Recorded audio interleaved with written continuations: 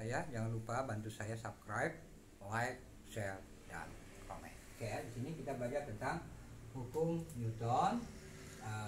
Di sini ada hukum Newton 1, yaitu hukum kelembaman, yaitu dimana jumlah gaya sama dengan 0, posisinya diam GB, dimana F ini menyatakan gaya yaitu Newton, A itu percepatan meter per second pangkat 2, kemudian M itu sama dengan massa benda dalam bentuk kilogram ya.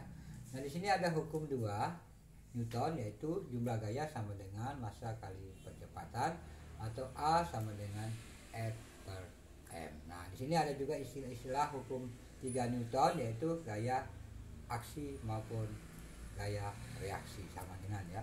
Nah pada saat gaya hukum Newton 3 itu akan ketemu dengan koefisien statis dan juga koefisien kinetik. Jadi anak-anak harus memahami bahwa di hukum 3 Newton ini adalah hukum yang berkaitan dengan aksi dan reaksi. Sementara di hukum 2 itu adalah gayanya, yaitu gayanya nih massa dikali percepatan ya, atau juga di situ A sama dengan gaya per massa ya. Jadi di sini saya uraikan lagi bahwa F itu dalam bentuk Newton, kemudian itu M itu dalam bentuk kilogram ya. Silakan diambil dulu, baru kita akan bicara tentang contoh ya.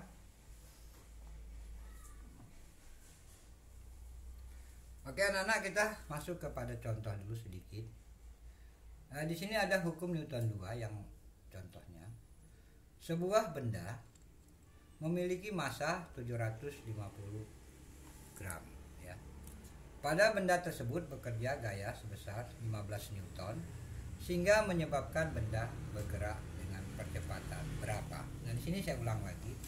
Sebuah benda memiliki massa 750 gram ya.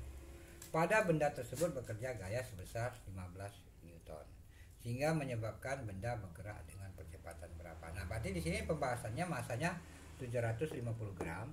Ini kan dalam bentuk gram. Jadi kita harus ubah dalam bentuk kilogram ya. Nah, situ ada gayanya yaitu 15 Newton. Yang ditanya adalah percepatan. Nah, percepatan sesuai dengan rumus hukum 2 Newton itu gaya per massa. Jadi A sama dengan 15 Newton per 0,75.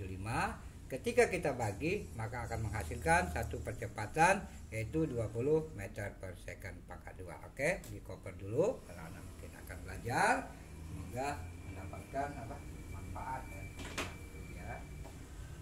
Oke, di situ sudah bisa saya ya, ini jelaskan bahwa di sini ada, kalau percepatan itu satuannya meter per second pangkat 2. Nah, ya. Oke, lanjut ke soal nomor 2. Di soal nomor 2 ini ada gambar, ini ada benda, ini ada massa. Nah, ya. Nah, di sini ada massa 4 kg. Kemudian gaya ini membentuk sudut 53 derajat. Nah, ini saya kasih tahu bahwa di sini ada sin 53 derajat itu ada 0,8. Nah, kemudian di sini ada gaya berat, di mana dirumuskan W sama dengan M kali G. Nah, gaya normal itu selalu tegak lurus dengan gaya berat. Jadi maka dia gaya normal itu sama dengan W.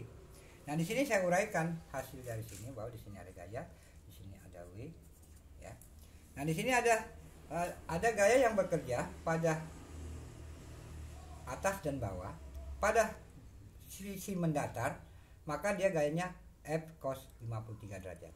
Ketika dia gayanya ke arah vertikal, maka F sama dengan sin 53 derajat ya. Nah, dimana kita tahu tadi anak-anak ya bahwa sin 53 derajat itu adalah nilainya 0,8. Yang ditanya adalah koefisien gesekan statis antara benda adalah 0,5 G 10, maka besarnya gaya gesek statis. Tidak ada rumus. Jadi di sini kita gaya normal karena ditambah F sin 53 karena ada gaya ini bertambah karena ada gaya yang ke arah sini sama dengan W. Nah, kita atur dulu rumusnya, N W nya kita pindahkan ke sini. Nah, min F sin 53 derajat. Nah, kita cari W itu adalah gaya beratnya adalah massa kali gravitasi, di mana tadi massanya 4 kg. Kemudian gravitasi itu 10 meter per second pangkat 2 ya. Jadi dapatlah gaya beratnya 40 Newton. Nah, setelah gaya beratnya dapat, baru kita masukkan rumus ini ke sini. N sama dengan 40 Newton dikurang 12 kg dikali 0,8. Nah, dari situ maka dapat 30,4 Newton. Nah, baru kita masukkan rumus daripada gaya gesek statisnya, yaitu koefisien dikali gaya normal sama dengan 0,5 kali 30,4 sama dengan 15,2 Newton. Nah, jadi anak-anak di sini di cover agak tahu, jadi anak tentang hukum Newton 1 tentang kelembaman, hukum Newton 2 itu ada percepatannya, dan di hukum Newton 3 terjadi gesekan yaitu statis maupun gesekan kinetis. Jadi anak-anak bisa memahami daripada ini bahwa hukum Newton itu ada 3, hukum Newton 1, hukum Newton 2, hukum Newton 3 ya. Jadi dengan contoh ini mungkin bisa anak-anak bisa mendapatkan suatu pembelajaran ya tentang hukum Newton ya.